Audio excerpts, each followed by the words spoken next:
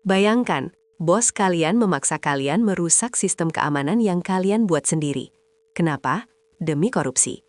Dan saat 27 miliar hilang, dia sujud di kaki kalian. Apa jawaban kalian? Halo semuanya, balik lagi di Cerita Sang CEO.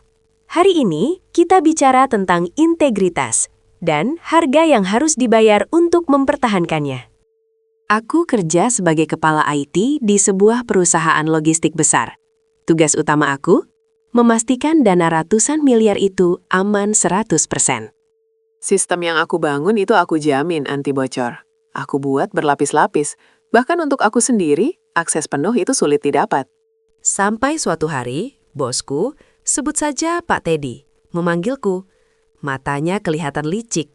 Dia bilang, sistem kita terlalu kaku. Katanya, kita butuh fleksibilitas. Harus ada ruang gerak agar transaksi bisa lebih cepat. Aku tahu, ruang gerak itu artinya lubang untuk korupsi. Aku menolak mentah-mentah. Aku jelaskan resiko keamanan yang sangat besar. Aku bilang, ini akan meruntuhkan integritas data perusahaan. Tapi dia bos, dia menatapku tajam. Saya tidak meminta pendapatmu, saya memberi perintah. Ganti sistemnya, buat akses yang lebih mudah untuk saya pribadi. Loh, gimana coba? Kalau aku menolak, aku langsung dipecat. Dan kalau aku dipecat, dia akan menyewa orang yang pasti akan membuat sistem yang jauh lebih buruk. Dengan berat hati, aku terpaksa membuat sistem yang baru. Sistem yang jauh lebih ringkih, tapi sesuai dengan kemauan bos. Namun, aku nggak bodoh. Aku tahu kemana arah permainan ini. Aku harus punya pegangan. Aku buat satu pintu belakang rahasia. Itu bukan pintu masuk, melainkan kill switch. Akses tunggal untuk membekukan total semua sistem keuangan hanya jika terjadi krisis besar. Dan benar saja, baru seminggu sistem baru berjalan, anomali transaksi mulai muncul. Kecil-kecil dulu, 50 juta di sana, 100 juta di sini.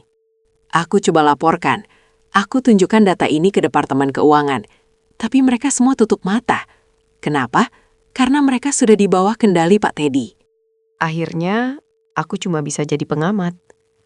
Aku memantau dari jauh, menyaksikan bagaimana perusahaan kami dikeruk habis-habisan. Bulan demi bulan berlalu. Aku mulai mencatat setiap transaksi gelap. Aku mengumpulkan semua bukti, menjaga kill switch itu tetap rahasia. Bayangin deh, setelah sekitar 6 bulan, total dana yang berhasil dicuri lewat celah yang dipaksakan bosku itu mencapai angka yang gila. 27 miliar rupiah. Uang itu hilang, menguap ke rekening-rekening fiktif, dibersihkan seolah-olah biaya operasional. Sampai akhirnya, bom itu meledak. Audit independen dari kantor pusat di luar negeri datang untuk pemeriksaan mendadak. Begitu mereka mulai menyisir laporan keuangan, suasana kantor langsung berubah jadi dingin. Semua orang panik. Pak Teddy, wajahnya pucat pasi. Hanya butuh 2 hari bagi tim audit untuk menemukan kejanggalan sistem. Mereka menemukan adanya akses mudah yang seharusnya tidak pernah ada. Mereka bertanya pada Pak Teddy, siapa yang bertanggung jawab atas perubahan sistem keamanan ini? Tentu saja, dia langsung menyebut namaku. Tapi bukan untuk menyalahkanku, melainkan karena dia tahu aku satu-satunya yang bisa menyelamatkannya. Jam 2 pagi. Ponselku berdering. Itu Pak Teddy.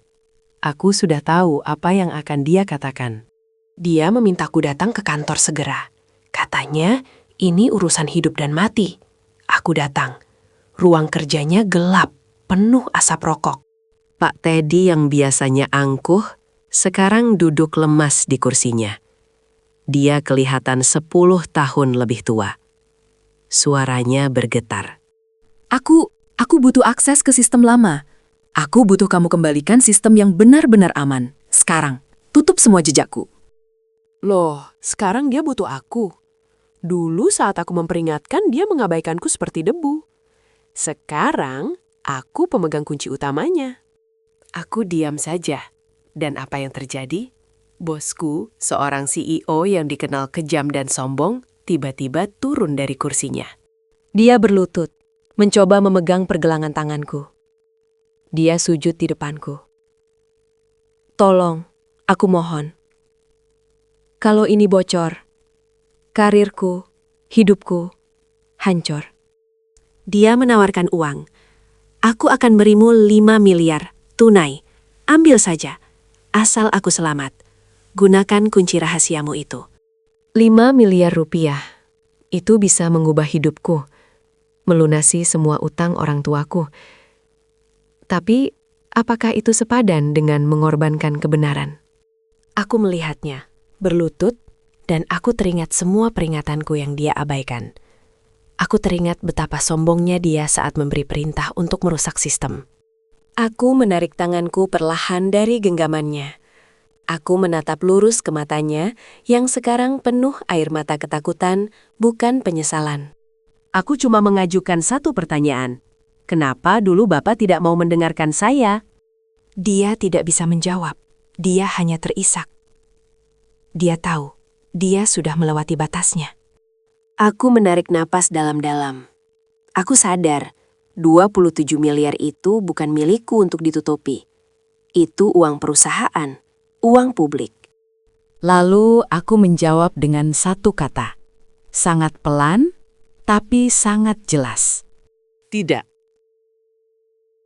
Aku menolak. Aku tidak mengaktifkan kill switch untuk menyembunyikan jejaknya.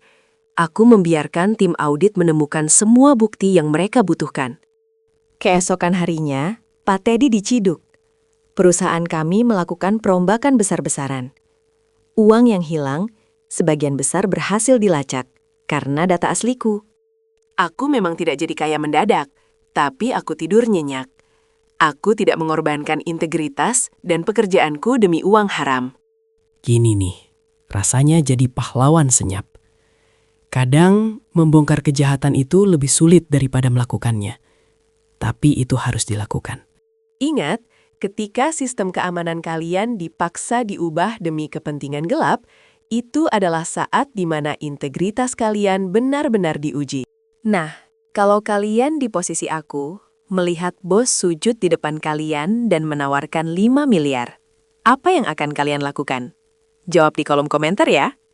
Jangan lupa, subscribe untuk cerita berikutnya.